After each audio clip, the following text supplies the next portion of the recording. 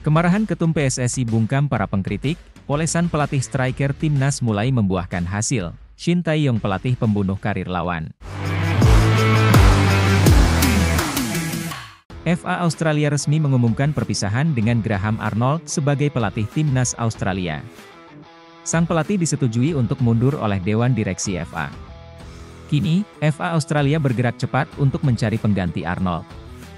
Sebab, mereka akan menghadapi dua laga kandang dalam lanjutan kualifikasi Piala Dunia 2026 zona Asia, pada 10 dan 15 Oktober 2024.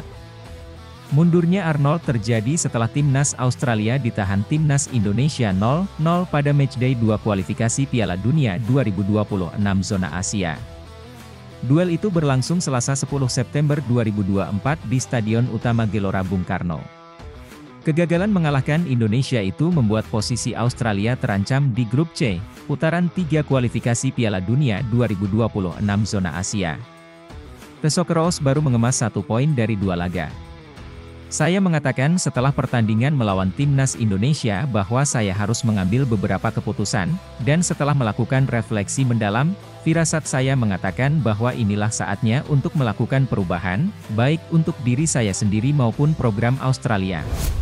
Eliano Rangers ternyata sudah didekati PSSI untuk dinaturalisasi demi membela timnas Indonesia sejak 1,5 tahun yang lalu. Eliano sendiri yang mengungkapkan cerita tersebut. Eliano mengaku saat itu ia tidak langsung memberikan keputusan. Pemain serba bisa yang kini membela PC Zwolle itu mengaku butuh waktu untuk memantapkan posisinya di klub. Ia sekitar 1,5 tahun mereka menghubungi saya. Tapi saat itu saya belum memikirkan karena fokus di klub, ungkap Eliano dalam wawancara dengan YouTuber Yusa Nugraha. Setelah sudah lebih mapan di klub saya baru memikirkan. Waktunya singkat, hanya sekitar sepekan akhirnya saya membuat keputusan. PSSI sebenarnya sudah lebih dulu mendekati sang kakak, Tijani Rangers, saat awal kepemimpinan Shin Tae-yong. Tak dapat kakak, adik pun jadi. PSSI langsung memberikan penawaran kepada Eliano. Pemain inilah yang diinginkan ST di timnas Indonesia karena begitu versatile. Di sisi lain, Ketua Umum PSSI geram mendengarnya. PSSI diminta untuk mengurangi naturalisasi pemain buat timnas Indonesia. Mendengar hal itu, Ketua Umum PSSI, Erick Thohir, menanggapinya dengan menyinggung statuta FIFA, timnas Belanda, timnas Spanyol, hingga timnas Italia. Erick Thohir telah melakukan pertemuan dengan Menteri Hukum dan HAM, Supratman Andi Aktas, di kantor Kementerian Hukum dan HAM. Saya rasa, di era demokrasi, perbedaan pendapat itu sebuah yang maklum.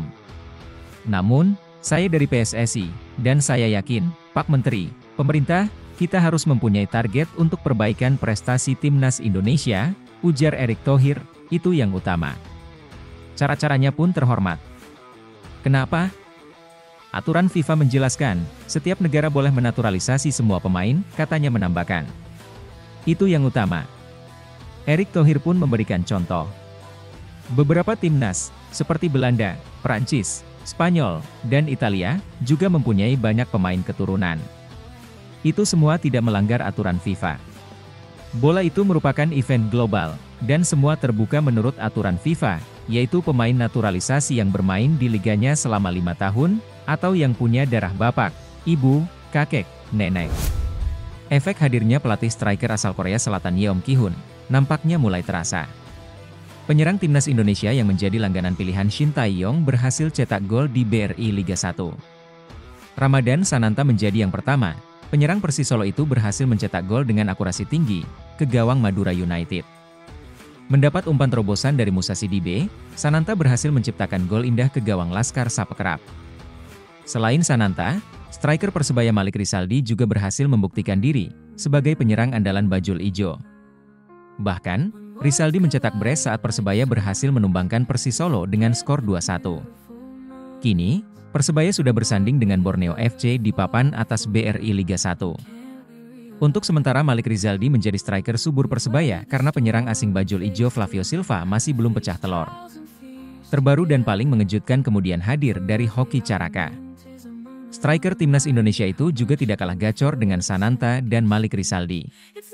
Hoki tampil terenggina saat timnya menghadapi Arema FC di Stadion Manahan, Surakarta, Jumat 20 September 2024. Penyerang muda timnas Indonesia itu berhasil mencetak brace ke gawang Arema yang dikawal oleh Lucas Frigeri.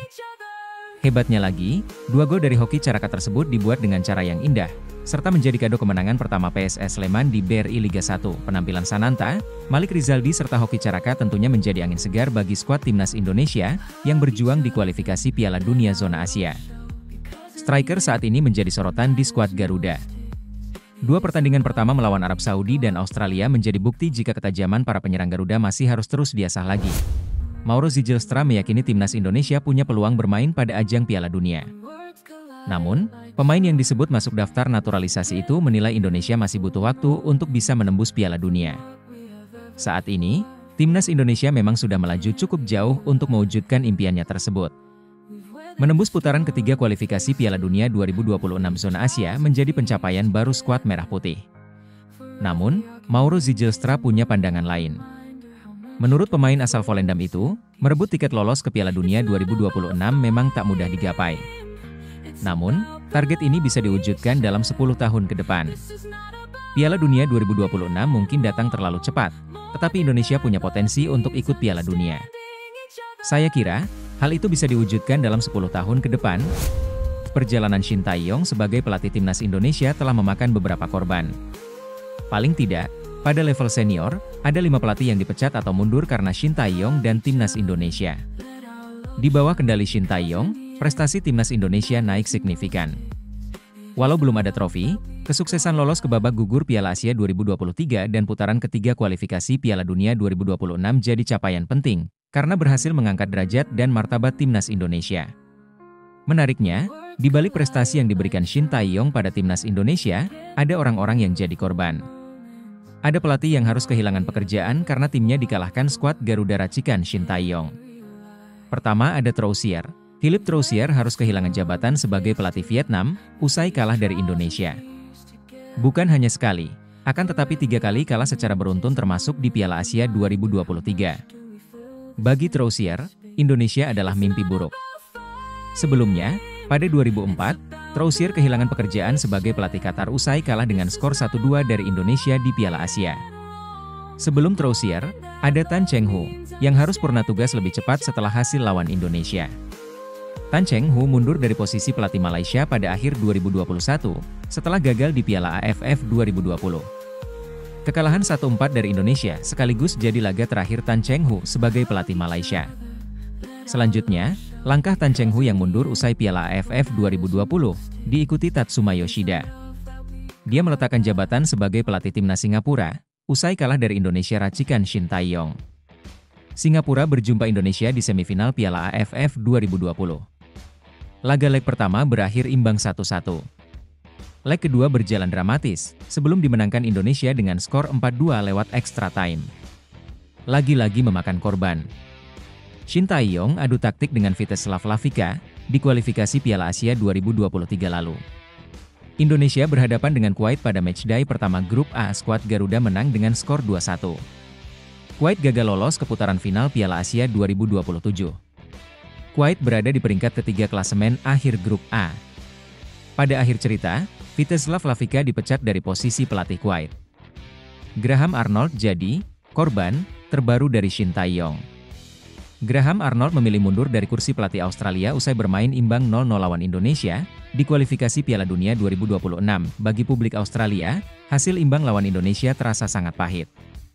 Apalagi pada laga sebelumnya mereka kalah 0-1 dari Bahrain di kandang sendiri. Proyek naturalisasi tidak hanya dilakukan timnas Indonesia. Timnas Vietnam belakangan pun gencar melakukan hal serupa. Bedanya, timnas Vietnam tampak tidak terlalu peduli dengan latar belakang pemain yang dinaturalisasi. Seperti yang dialami Rafael Son. Rafael Son adalah striker yang lahir dan besar di Brasil. Baru dalam beberapa tahun terakhir ia berkarier di Liga Vietnam. Setelah resmi menjadi warga negara Vietnam, Rafael Son pun berganti nama. Striker berusia 27 tahun itu berganti nama menjadi Nguyen Xuan San. Hari ini saya sangat bahagia. Keinginan saya untuk menjadi warga negara Vietnam menjadi kenyataan. Saya mencintai negara ini dan akan berusaha sebaik mungkin di lapangan sepak bola. Kehadiran Rafael Son atau yang kini dikenal dengan Nguyen Xuan San ternyata sudah lama diharapkan oleh timnas Vietnam. Terutama oleh sang pelatih, Kim Sang Sik.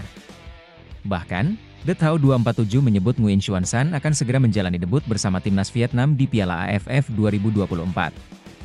Raphael Son berkarier di Liga Vietnam dalam 5 tahun terakhir. Pemain bertinggi 185 cm ini pun dikenal sebagai striker yang tajam. Raphael Son sudah mencetak 71 gol sejauh ini di kompetisi domestik Vietnam. Ketajamannya pun diharapkan menular saat memperkuat The Golden Star Warriors.